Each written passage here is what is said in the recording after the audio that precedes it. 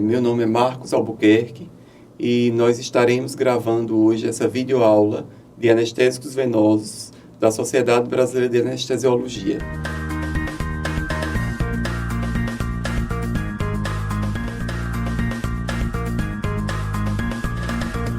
A nossa agenda é falar um pouco sobre os anestésicos venosos, classificar cada um deles e tecer alguns comentários sobre as classes dos anestésicos venosos.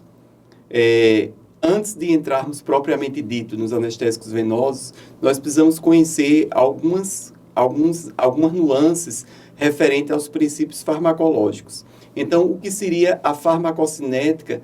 Porque nessa aula nós abordaremos a farmacocinética e a farmacodinâmica dos hipnóticos venosos. Então, a farmacocinética seria tudo aquilo que o nosso organismo faz com o fármaco, ou seja, é o estudo da relação entre a dose de um fármaco e sua concentração tecidual em função do tempo. Então, a farmacocinética, ela cumpre a absorção, distribuição, redistribuição, metabolismo e excreção dos fármacos. Nesse aspecto, como nós estamos tratando de anestesia venosa, de anestésicos venosos, então nós não temos a fase de absorção.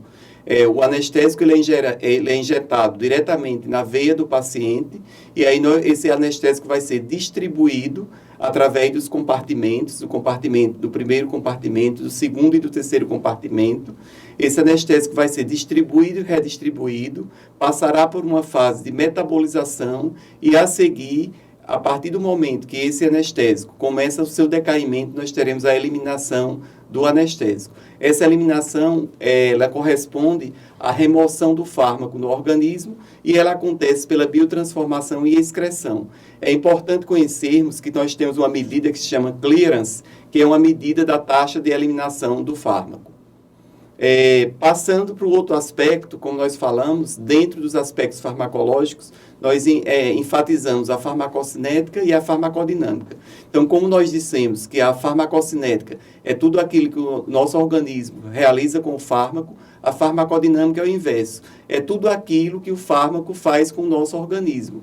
Então, dentro dos aspectos farmacodinâmicos, ela engloba tudo aquilo que for efeito benéfico e os efeitos colaterais ou adversos dos fármacos que eles proporcionam ao passarem por nosso organismo. E a extensão desses efeitos são importantes porque eles é quem vão determinar a eficácia do fármaco, a potência do fármaco e ainda temos que entender que existe uma razão terapêutica do fármaco que envolve também o conhecimento da farmacodinâmica. Enfocando a farmacodinâmica, o fármaco ele responde pelos mecanismos de ações, pelas interações medicamentosas e pela relação estrutura-atividade individual de cada fármaco. Classificando os anestésicos venosos, eles podem ser classificados de duas formas. Os anestésicos venosos podem ser opioides e não opioides. Os não opioides são também chamados de hipnóticos. Como nós estamos tratando de anestesia venosa, trataremos dos hipnóticos venosos. Como vocês podem observar, nós temos poucos fármacos hipnóticos venosos descoberto pela ciência. Data de 1934 a descoberta do tiopental e de lá para cá nós tivemos apenas alguns fármacos que continuam sendo utilizados dentro da nossa prática anestésica. Então, tiopental, tiamilau, metoaxital, cetaminos, benzodiazepínicos, etomidato e propofol, destes, na nossa prática diária, praticamente nós só utilizamos 4 deles, que são os benzodiazepínicos, a cetamina, o etomidato e o propofol. Então, como eu falei, os anestésicos venosos não opioides, eles se classificam em 5 classes. Nós temos os barbitúricos, as fenciclidinas, os benzodiazepínicos, os isopropilfenóis e os imidazólicos carboxilados, que nós vamos tratar de cada um deles a partir de agora. Então, iniciando pelos barbitúricos, os barbitúricos eles têm uma característica de deprimir o sistema reticular ativador ascendente e isso ele realiza através dessa rede polissináptica de neurônios e de centros regulatórios do tronco encefálico. E com isso, ele proporciona a regulação de várias funções vitais, incluindo a consciência. Um outro fator que é importante conhecermos com relação ao mecanismo de ação dos barbitúricos é que eles suprimem a transmissão de neurotransmissores excitatórios, de acetilcolina e aumentam a transmissão de neurotransmissores inibitórios, que é o ácido gama-aminobutírico. De uma maneira geral, a maioria dos nossos anestésicos venosos hipnóticos, eles atuam a nível de ácido gama-aminobutírico, exceto a acetamina, como veremos adiante, que atua a nível de receptor NMDA, que é o N-metil-D-aspartato. Então, tratando agora da relação estrutura-atividade dos barbitúricos, nós sabemos que eles são derivados de alterações estruturais nos átomos do carbono 2 e 5 do ácido barbitúrico, e eles podem ser de dois tipos. Eles são classificados em oxobarbitúricos e tiobarbitúricos. É importante enfatizar que a substituição do átomo do enxofre, formando a molécula do tiobarbitúrico, aumenta a lipossolubilidade do fármaco. Com relação às características dos barbitúricos, eles são fármacos que têm uma indução rápida, ou seja, ele tem um tempo braço-cérebro em torno de 1 minuto, e é importante conhecermos que os barbitúricos eles redistribuem para sítios inativos, como músculos e gorduras. E isso é o que faz com que determine a duração de ação. Então, em alguns pacientes, pode haver o acúmulo do tiobarbitúrico e o retorno da anestesia pode ser um pouco mais demorada, porque eles têm uma duração de ação maior. Com relação à biotransformação dos barbitúricos, eles envolvem a oxidação hepática para metabólitos inativos solúveis em água. E uma coisa importante que nós temos que conhecer é a eliminação, que é dependente do metabolismo. Quando a gente se trata da anestesia em infusão alvo controlada, e aí mais adiante a gente vai ter que conhecer o termo da meia-vida contexto sensível, o barbitúrico ele não se presta para infusão alvo controlada, porque ele é um fármaco que tem uma meia-vida contexto sensível prolongada. Então, à medida que nós vamos infundindo o barbitúrico continuamente em nosso organismo, eles vão acumulando em decorrência da sua redistribuição para sítios de tecidos inativos.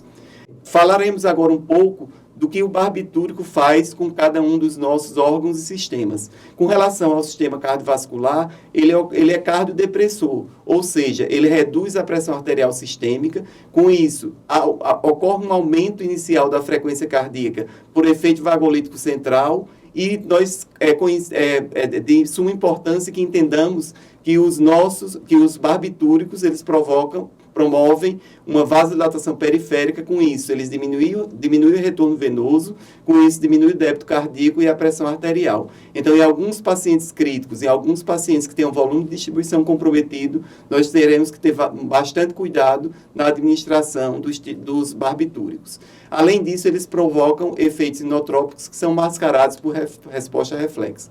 Com relação ao sistema respiratório, ou seja, a ventilação, os barbitúricos eles deprimem o centro respiratório medular, só que no início eles promovem uma apneia transitória. Mas se nós não ventilarmos esse paciente, ele pode levar a um quadro de hipóxia e complicações levando a uma parada cardíaca. Por isso que é importante, à medida que nós estejamos induzindo a nossa anestesia, de prestar assistência ventilatória adequada. Os barbitúricos, com relação aos reflexos laríngeos e de tosse, eles não deprimem esses reflexos, e é importante entendermos que eles podem promover laringoespasmo e broncoespasmo. Tratando agora do sistema nervoso central, os barbitúricos, como todos os hipnóticos venosos, eles são potentes vasoconstrictores cerebrais, e com isso eles reduzem o fluxo sanguíneo cerebral, reduzindo consequentemente o volume sanguíneo cerebral, reduz a pressão intracraniana, e uma coisa que fala a favor dos barbitúricos é que eles diminuem a taxa de metabolismo cerebral de oxigênio. Tratando agora dos últimos aspectos com relação aos barbitúricos, nós temos com relação ao sistema renal, onde ele reduz o fluxo sanguíneo renal, a taxa de filtração glomerular, e isso tudo que a gente está falando com relação aos barbitúricos são decorrentes daquelas ações cardiovasculares. Então, à medida que vai diminuindo a resistência vascular, o débito cardíaco, a pressão arterial, nós vamos também tendo uma influência nos outros órgãos e sistemas. Com relação ao sistema hepático, ao sistema hepático, nós temos uma diminuição também do fluxo sanguíneo hepático, uma indução da sintetase do ácido aminolevulínico. Com isso, estimula a formação de porfirina. Então, ele é contraindicado em pacientes que têm a susceptibilidade a desencadeamento de porfiria aguda. e a literatura descreve que os barbitúricos também podem promover ocasionalmente raras reações anafiláticas e anafilactoides. Então, nós falamos dos barbitúricos, passamos agora a falar dos benzodiazepínicos. Os benzodiazepínicos são importantes dentro da nossa anestesia, principalmente com relação à amnésia dos nossos pacientes. E nós, do conhecimento geral, que eles interagem com receptores específicos no sistema nervoso central, principalmente a nível de córtex cerebral, porque como nós estamos tratando de hipnóticos, dentro da compartimentalização, os hipnóticos são aqueles fármacos que vão prover o paciente do bloqueio de receptores corticais. Além disso, os benzodiazepínicos, através da ativação dos seus receptores, eles aumentam os efeitos de outros vários neurotransmissores. E com isso, ele facilita a ligação do ácido gama-aminobutírico, aumentando a condutância da membrana dos íons cloro, e com isso causa uma alteração da polarização da membrana, inibindo a função neuronal normal.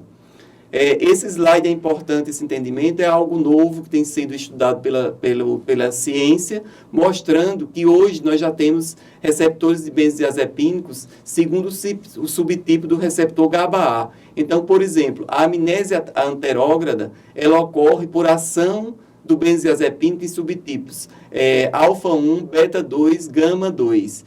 O efeito de sedação e hipnose, alfa-1, beta-2 e gama-2, tanto quanto a amnésia anterógrada, e outros receptores são envolvidos no efeito anticonvulsivante, e a nossa intenção, em algumas das situações, é promover apenas a ansiólise dos nossos pacientes. Essa ação é a nível de alfa-2, beta-3 e gama-2. Passando agora para tratar da relação estrutura-atividade, o benzodiazepínico ele tem um anel benzeno e um anel diazepina de 7 membros. E isso é o que vai promover, através dessas substituições, a alteração da potência e a biotransformação do fármaco. É importante entender que o anel imidazólico do midazolam é que vai contribuir para a sua hidrossolubilidade em pH baixo. E que também o diazepam e o lorazepam, eles são insolúveis, por isso que eles necessitam, para a administração venosa, para a administração parenteral, que eles contenham um preservativo, que é o propileno glicol. Tratando agora dos efeitos farmacológicos, os benzodiazepínicos, eles promovem prejuízo da aquisição de novas informações. Isso é importante para nós durante a realização do ato anestésico, porque ele promove amnésia anterógrada. E temos que saber que a depressão ventilatória é mínima, como também a ação a nível do sistema cardiovascular também é mínima, e eles reduzem o consumo cerebral de oxigênio, o fluxo sanguíneo cerebral e a pressão intracraniana, tanto quanto os outros hipnóticos venosos, exceto a cetamina.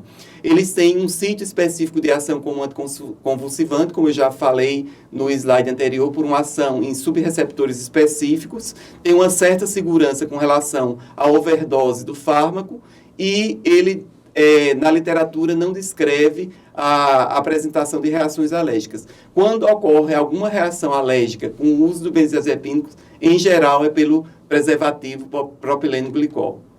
Eles são altamente lipossolúveis. O diazepam, ele tem metabolismo hepático, então por isso ele tem efeitos prolongados.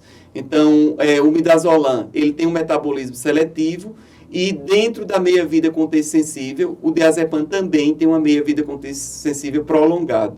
Então, já deu para observar que quando tratarmos em outro bloco, com relação à anestesia em infusão alvo-controlada, o diazepam e o tiopental que não se presta à infusão alvo-controlada em decorrência de sua meia-vida contexto sensível prolongada.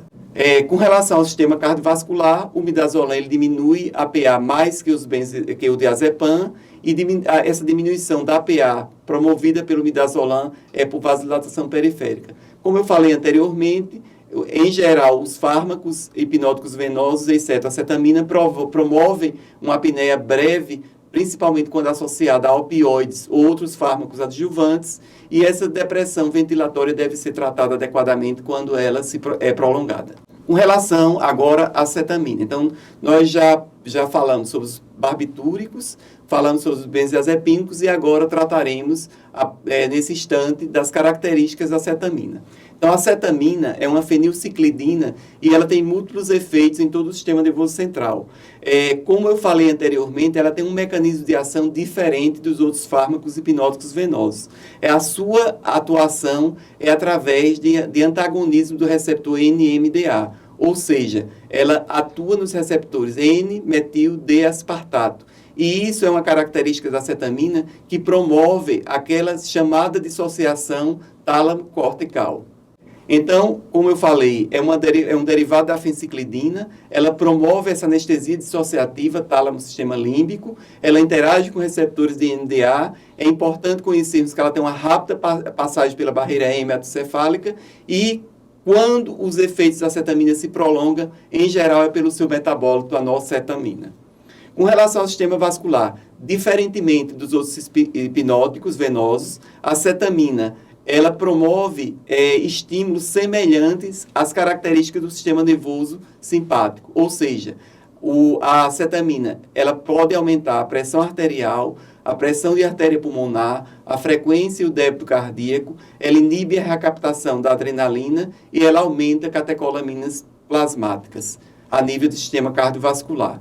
Então, diferentemente dos outros hipnóticos, a acetamina ela tem efeitos discretos, como eu falei, tem uma breve apneia e injeção rápida, tem uma depressão respiratória quando associado a outros fármacos, adjuvantes ou opioides, ela mantém o reflexo de vias aéreas e ela aumenta as secreções salivares e promove ação broncodilatadora. Com relação ao sistema nervoso central, ela faz um papel diferente dos outros hipnóticos. A acetamina ela é um potente vasodilatador cerebral. O inverso dos outros hipnóticos venosos, ela aumenta a taxa de metabolismo cerebral de oxigênio, aumenta o fluxo sanguíneo cerebral, aumenta a pressão intracraniana e é interrogado se a acetamina tem uma certa atividade anticonvulsivante e ela também promove a nível do sistema nervoso central mioclonia.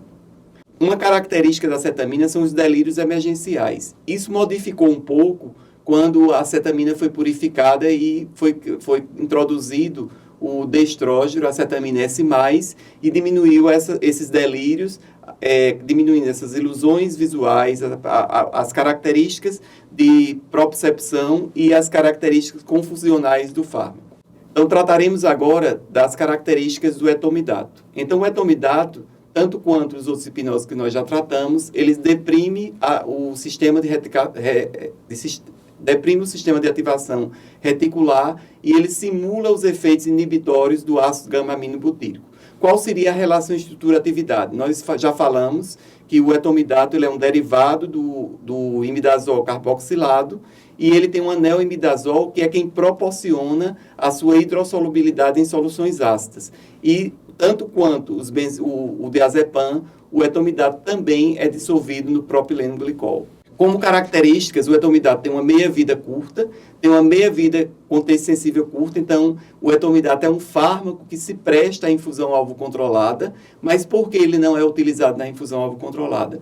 É em decorrência do etomidato provocar náuseas e vômitos, dor à injeção, mioclonias, e além disso, o etomidato ele pode inibir a 17-beta-11-alfa-hidroxilase, promovendo supressão adrenal. Por isso que ele não é um fármaco que vem sendo utilizado na prática anestésica na infusão alvo controlado. Ele tem uma hidrólise praticamente completa e o etomidato, pelas suas características farmacocinéticas, ele promove uma inconsciência e um despertar rápido da anestesia. Com relação ao sistema cardiovascular, ele é o hipnótico venoso que promove a maior e a melhor estabilidade cardiovascular. Ele pouco interfere no sistema cardiovascular. Em geral, são alterações mínimas e também com relação ao sistema de ventilação, sistema respiratório, esses efeitos também são discretos. Ele tem aquela característica de todos os fármacos, da apneia transitória, quando é feito através de injeção rápida, e também pode ocorrer a depressão respiratória quando associado com os outros fármacos adjuvantes ou com os opioides. Como eu falei, a nível de glândulas adrenais, ele pode inibir a 17-alfa-11-beta-hidroxilase, levando à supressão adrenal. A nível do sistema nervoso central, tanto quanto os barbitúricos, os benzodiazepínicos e o propofol, o etomidate também atua como um potente vasoconstrictor cerebral. Com isso, ele diminui a taxa de metabolismo cerebral de oxigênio, consequentemente, diminui o fluxo sanguíneo cerebral, diminui a pressão intracraniana. A literatura descreve algo que o etomidate ele pode desencadear focos convulsivos e ainda pode promover mioclonias e náuseas e vômitos.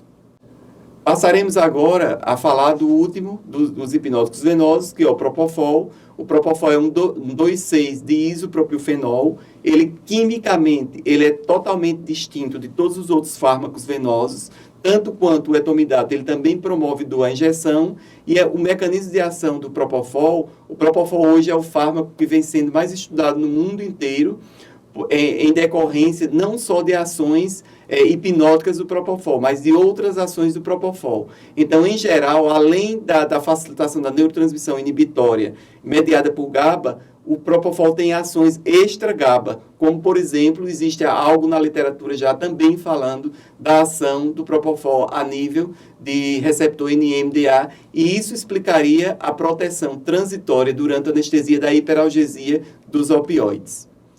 Com relação às características do propofol, o propofol é aquele fármaco que o seu clearance, ele supera o fluxo sanguíneo hepático e ele tem uma redistribuição e metabolismo importante para a remoção desse fármaco do organismo. Esta seria uma das explicações que o fármaco tem um perfil adequado para a infusão alvo controlado.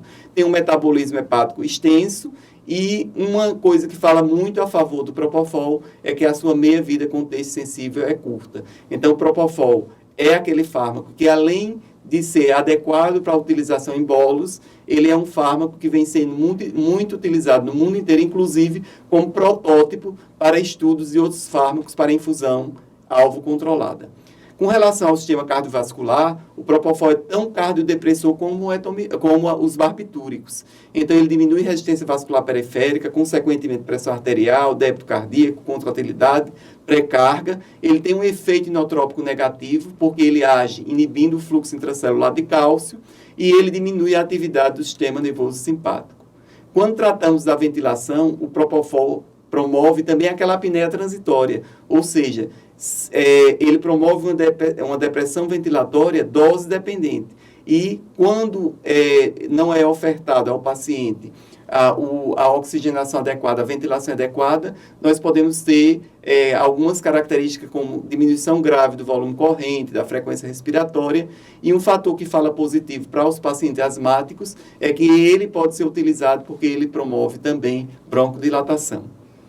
Com relação ao sistema nervoso central, o propofol, ele reduz a taxa de metabolismo cerebral de oxigênio, consequentemente reduz o fluxo sanguíneo cerebral, pressão intracraniana, produz alterações corticais no EEG. Então, quando nós utilizamos grandes doses, altas doses de propofol, sejam elas em doses ou concentrações da infusão alvo controlado, nós poderíamos correr o risco de aprofundar demasiadamente a nossa anestesia, levando à supressão de atividade cerebral. Então, eu agradeço a todos e já convido para assistirem outros módulos que gravaremos a seguir.